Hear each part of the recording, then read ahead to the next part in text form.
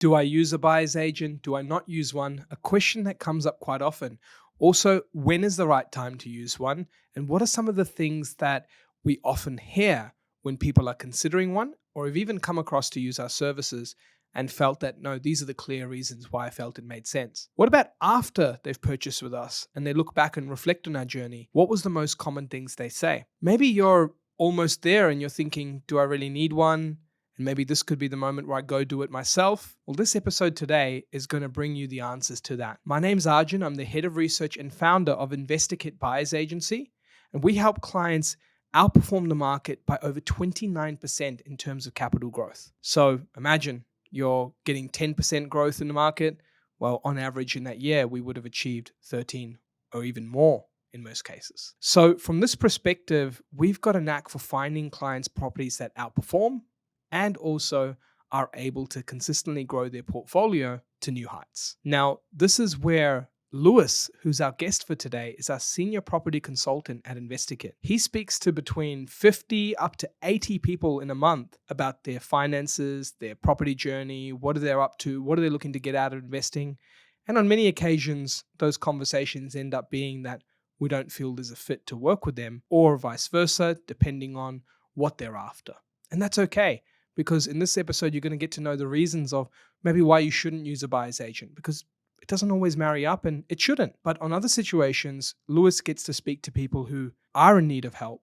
He uncovers where and why they need help in these conversations, and also sees that they may be a fit to work with us. On these occasions, you might want to know what made these people want to work with us. Why, after working with us once, they worked with us multiple times again. And not even us, just buyer's agents in general. So we thought we'd catch up with Lewis, and Lewis, senior property consultant, InvestorKit, got to share more about when to use one, when not to use one, and some of the common mistakes he sees in considering one. So check out this episode and we'll jump straight to it.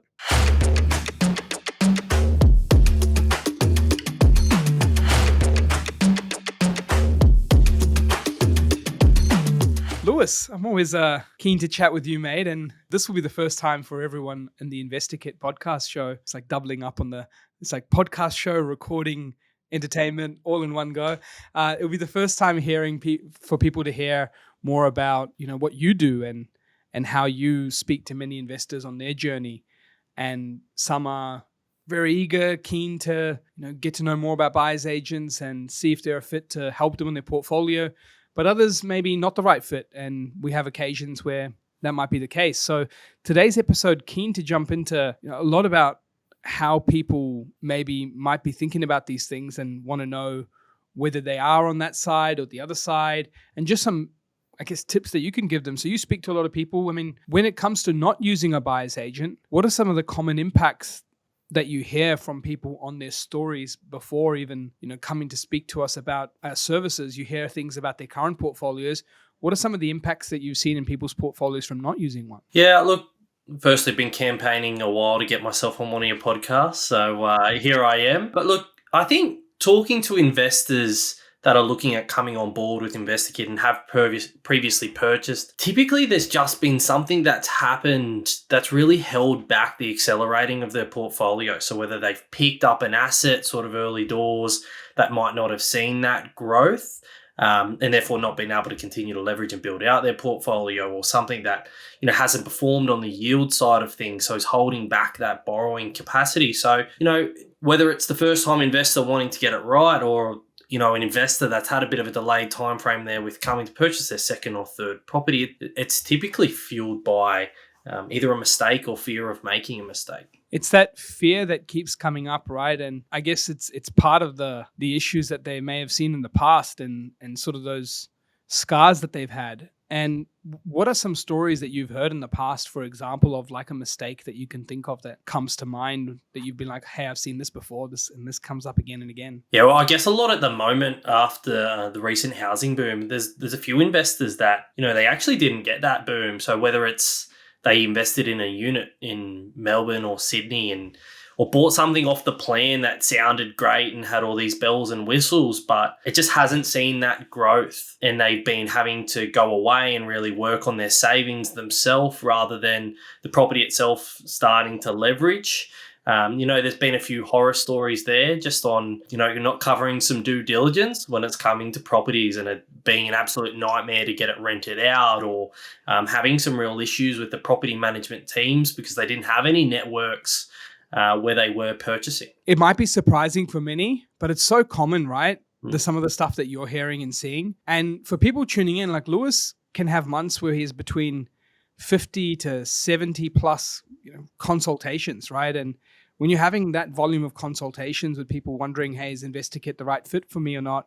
And you hear so many of these stories, it must be pretty demotivating on the client side when you're sitting there and you're watching TV and it's like national property boom, values up 20 to 30%, and rents booming, rental crisis, and you're just there like, nah, not really. Hey, I mean, the valuations are not stacking up or growing on my one. It's pretty devastating for some, but at the same time, I know many clients look to the lighter side of it and go, hey, I stuffed up and want to make this right. And you're spot on. The units things keeps coming up. But to be honest, if it was me and it was me in like a Parramatta unit, which I remember renting out for some time, I would have just stuck to stuff the boom. I got Guzman Gomez at the bottom of my ground floor that you guys don't have when you go to your typical house. And man, it gave me some good memories of those times there. But aside of those units that you see and, some of the backyard investing and some of the other things we've talked about, when it comes to a buyer's agent or even InvestorKit, when are some times to maybe go, hold on a minute, I'm having this conversation with you and I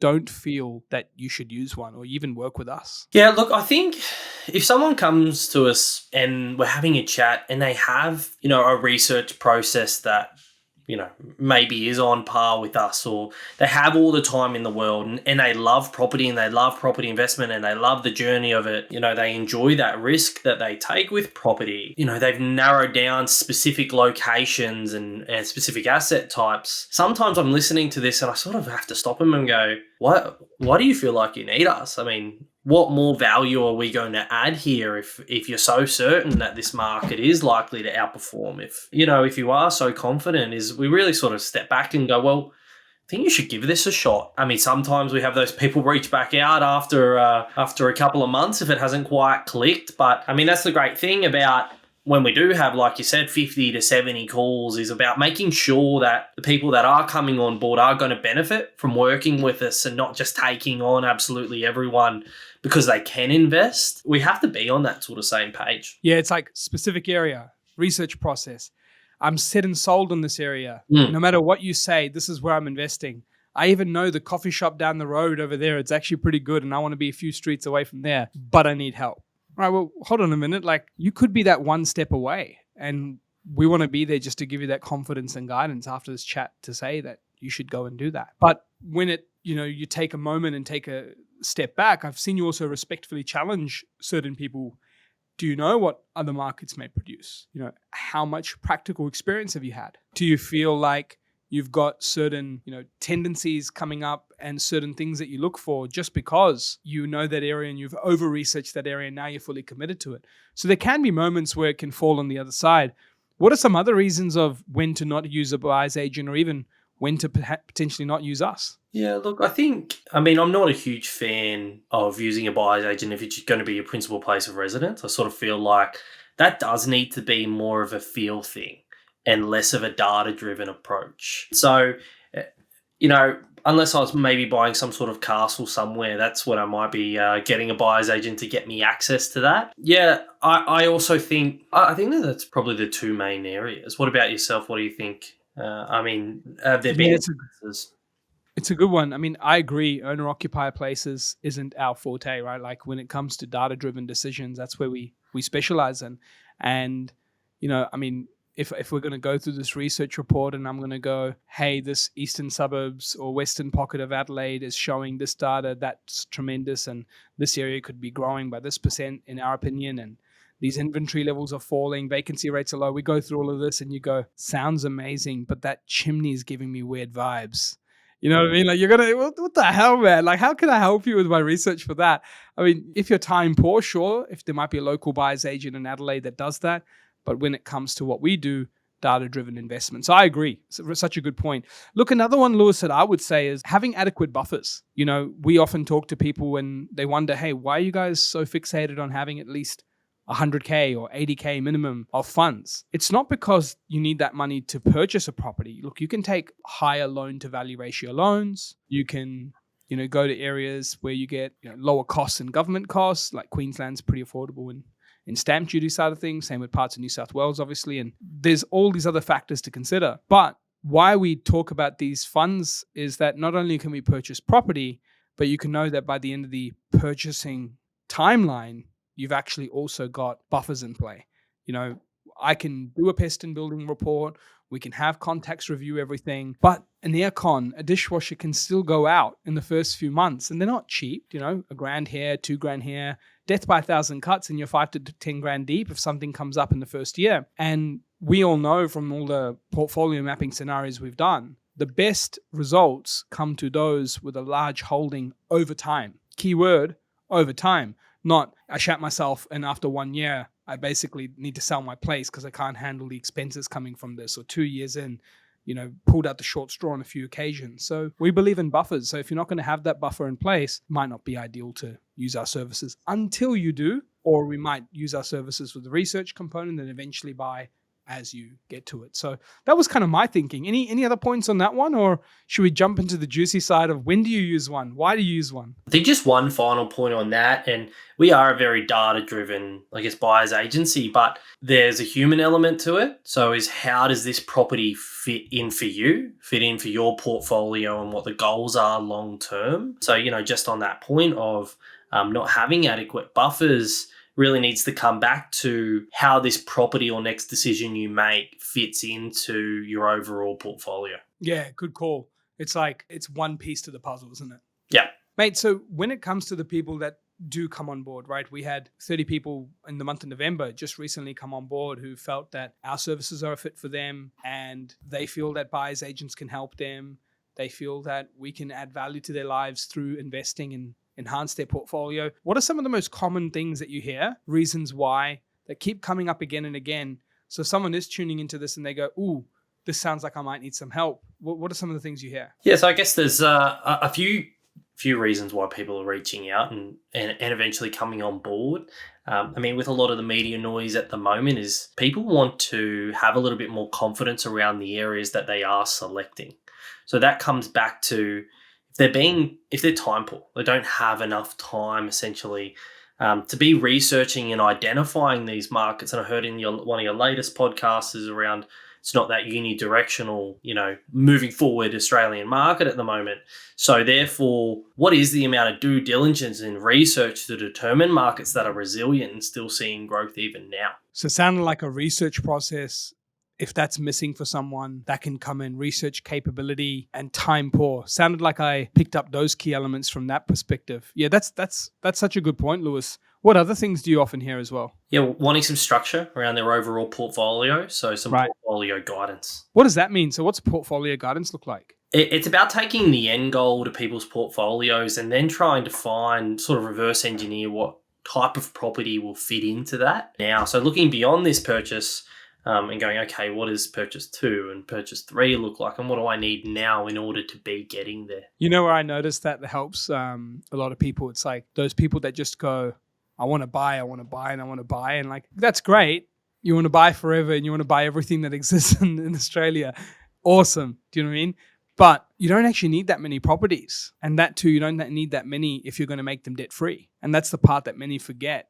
And so people think of these common slogans of 10 properties in 10 years. And then they go through this working with a buyer's agent, and our team goes through portfolio mapping and realize that, hey, that 100K figure that you're looking at is 4 debt-free properties at about $500,000 or a little bit more. And maybe you need 6 properties to get to the 4 debt-free through selling some, using your savings, seeing rent grow. And all of a sudden those goals start to be hit. So such a good point on that whole portfolio mapping piece. Another thing that me and you were talking about, Louis, was the accountability partner. Could you tell me more about that and why that's something that you see comes up quite often? Yeah, so back to what we were talking about earlier is when people are reaching back out. Sometimes we're having a chat and we go, okay, what's the investment journey been like so far? And they go, oh, well, I purchased a property 10 years ago. I purchased another one 5 years ago. You sort of go, well, why has it taken 5 years between properties? It's now another 5 years now. And they go, don't know, life sort of got in the way, had pretty good equity gain, but just sort of haven't gotten around to it. So some of the benefit there is around having that partner to be driving you on your investment journey as well. Well, what's required from you here? Where do we need to get to be hitting your goal? Yeah. If you were to look at the journeys of clients that we've had, that I'm just thinking out loud here, like that 5-year piece that could have been 2, and then they change their mapping and then they go, hey, bring this back to 2 years instead of 5 on that session that we have. And then all of a sudden it's like, wait, we can get this by 55, not 60. It's crazy how much like compound growth can change just those few years from building the asset base earlier. And that reminds me of another point on the component of asset base. I know you talk often about properties that maybe aren't on the market. For those who might be listening and turning into pre-market, off-market, what are these properties? Because they seem to be a key thing that we also pick up from time to time, and many people highlight that was the reason of using us as well. Yeah, so I guess, more access to stock within the market just gives you larger pools to be selecting from and making sure it's passing all of that due diligence, so you're not making a mistake when you're picking up the asset itself. So I guess, a question back for you are just having, bought so many properties is, why do you see that these properties are coming off market, and what's the benefit there relative to on market? Yeah, it's a good call. So firstly, I would say that it's actually such a small percentage of properties that are actually in a benefit, meaning a better deal than what might be online. So there aren't better deals than the other. What it does do though is that it gets me to the stock before someone else does. And if you are quite confident in an area's performance, and you look at what we do, we purchase approximately 35 to 40% of properties pre or off market. We suddenly go, well, if these areas are growing, in which they have, like give an example, Bundaberg and Toowoomba this year, now coming to December end, have produced double-digit gains, whilst we're talking all over the media about some cities producing double-digit declines, interest rates going up 8-9 times. So this clearly shows that, if the market was growing and you kept delaying it or couldn't get into some of these cities, just as an example, because you kept fighting in competition, then what's that value to you of getting in pre-market, off-market? So that's one component, earlier access. The second component of, what comes up is relationships. There's intel that comes from off-market properties, and there could be reasons to sell, or there could even just be what it takes to get it done. Sometimes people without the intel of what it takes to get it done are lost in the price of what I should give when it's on market, because there's so much secrecy or leaving it onto the buyer and their choice of, hey, best and final offers, put your best foot forward. And you don't know if that best foot forward is lowballing for the next 3 months and wasting weekends, or if that best foot forward is overpaying 10% and you were like the biggest offer by far in comparison to everyone else in the playing field. So you can kill that, because with off-market properties, if we know it takes us to secure it, I can look at my comparable sales and go, load of crap. I ain't touching this property, overpriced. And that's what happens for most off-markets, by the way, for anyone tuning in. They're overpriced properties that sales agents go, I hope I can sell this. And I don't think I can sell this for what the vendor wants. Might flog it out to my connections, and hopefully someone, falls through the trap. Some fresh buyer's agent new to the game just wants to come in and pay overs just so they can get their client a cool off market. We're not here to do that. That's why we're not repping 70% off markets. We're repping 35 to 40% because a load of them are pretty garbage. So the key part, just coming back to your point, is access to relationships, access to more stock, and at times pretty good deals. So that's coming up in terms of the off markets our way. When you are thinking of all the conversations you have, Lewis, I'm interested to know what actually makes a very successful client. And the reason why I say that is that you worked with clients who've then come on board and purchased 4, 5, or 6 properties in quick succession than others who haven't, even though the capability might there, things just haven't aligned for them.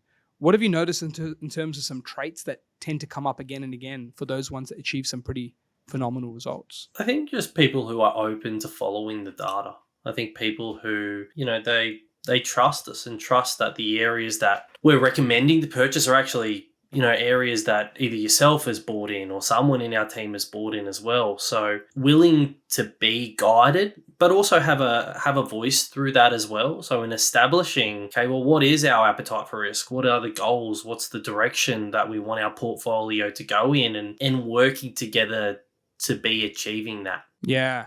That's powerful. It's almost like there's that reflection piece that keeps coming up again for them around what it's going to take to achieve that from a goal perspective. If I was to go, hey Louis, what's your top 3 in terms of reasons when someone's going, you know what, this is why I feel comfortable in working with a buyer's agent, or this is really why I need help, or areas I need help in? What are the top 3 that seem to come up time and time again? So number 1, I think, is the research. So most costly mistake people making in property is being in the wrong market at the wrong time. 2 would be around not making a mistake in that due diligence and buying process itself. And then 3 is they want to build an overall portfolio targeted again to the end goal. So it almost seems like it's capability from the research, clarity from the portfolio goal, and then it's, again, another point of capability again from the due diligence perspective. And that really sums it up well, mate, in terms of when to use a buyer's agent. So some of the things, just recapping: time, sick of missing out again, overall portfolio guidance, having an accountability partner. This is gold here. Research process, tools, capability, off-market connections, worried about making costly mistakes, and lack of experience with the buying process. Have I missed anything? Do you think that covers it off pretty well? I think that pretty much nails it, mate. Awesome, mate. Now, if you're thinking of someone who goes, look, I don't need help with any of these, what should they do? Think again. Write your list down and make sure that you have each of those points covered. But look, I think just research and then research again. It's I think in the building industry, it's measure twice, cut once, research twice, buy once. Yeah, there you go. And look, if you don't need help with any of those things, you're on your way. And you should use that as a sign of confidence. You're hearing it from us too. And we service over 250 clients a year. And we can tell you now that if you don't feel like any of those points are where you need assistance or help with, hats off to you. Well done. And I think you should go out there, give it a real crack, execute it on your own, and do the best you can to build you and your family's wealth. If you feel like any of these points, or even one or multiple, are impacting your buying journey, jump on investorkit.com.au, speak to the team. You'll get a chance to chat to Louis. Louis helps many investors figure out if we're the right fit for them, learn more about our process, learn more about our service. And it's pretty awesome to hear from you, Louis, on where you think people shouldn't use one and what are the common things you hear. Because I was waiting just to hear you just go, nah, just ring the phone, speak to me. Everyone speak to me. But I appreciate your honesty on this conversation on where it doesn't make sense. No, mate, lovely to be here.